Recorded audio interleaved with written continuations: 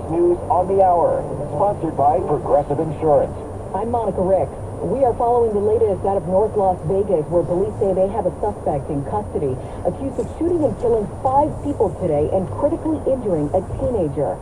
It happened just hours after the U.S. Surgeon General declared gun violence a public health crisis. I'm Peter King. Dr. Vivek Murthy tells CBS Morning 6 in 10 Americans are worried about gun violence, with half of all children scared about shootings at their schools. Gun violence has now become the leading cause of death among kids and teens. Murthy says automatic rifles should be banned, while universal background checks should be the rule.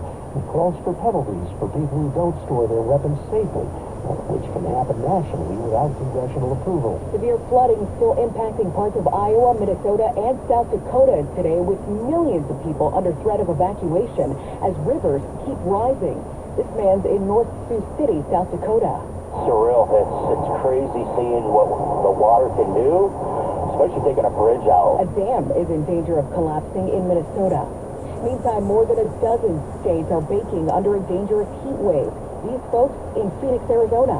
I'm staying in the pool and enjoying the sun. Stay inside. That's really my best advice. Stay naked as possible. Please stay inside if you choose that option. Temps there hitting 107 this afternoon. 91 today in D.C., where a wax sculpture of the Lincoln Memorial actually melted in the sun. People on X having a field day.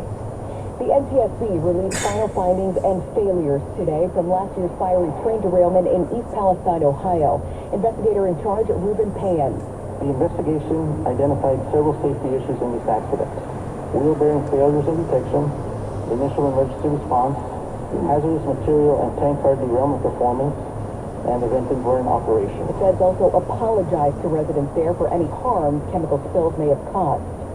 Former President Trump is now free to talk about his criminal hush money case. Judge Juan Gershon has partially lifted a gag order that limited what Trump could say about those involved in the case, saying the former president can now speak about witnesses who were called to the stand during the trial. But Trump still cannot comment on prosecutors or court staff. CBS's Matt Piper says Trump can also talk about jurors, but he can't dox them by revealing any personal information.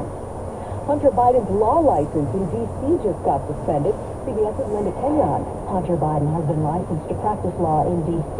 since 2007, although the Yale Law School graduate hasn't been practicing law in recent years. The president's son convicted on federal gun charges earlier this month. This is CBS News. Well, that's today's news.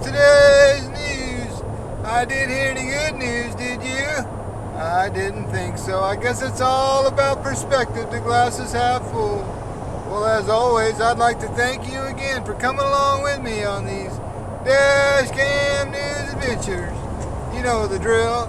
Peace, love, and all that hippie jazz. Bye-bye, everybody. It's 83 degrees in Pleasanton, California.